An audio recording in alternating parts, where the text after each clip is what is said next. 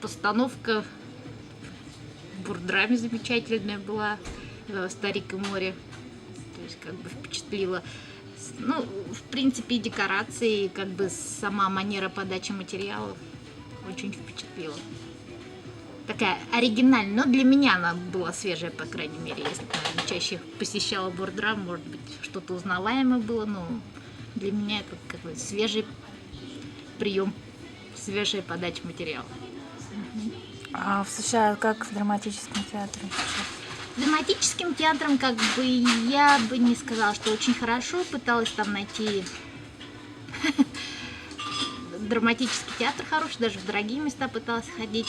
Игра актеров неплохая, но как бы, я не знаю, школа театральная, наверное, как бы они, большая разница, то есть не впечатлило там ничего. Мюзиклы, да, мюзиклы это для них, наверное, как сказать, народное достояние, как для нас балет. То есть мюзиклы там потрясающие, и как бы инвестиций много, и голоса, актеры, все замечательно. Но просто драматический театр мне в Америке сколько ходил, мне не понравился совершенно. А цены там какие? Цены приличные, допустим, там вот любят постановки, особенно как бы принято ходить в театр перед Крисмасом и Кэрол, различные Кэрол, там это очень часто развито.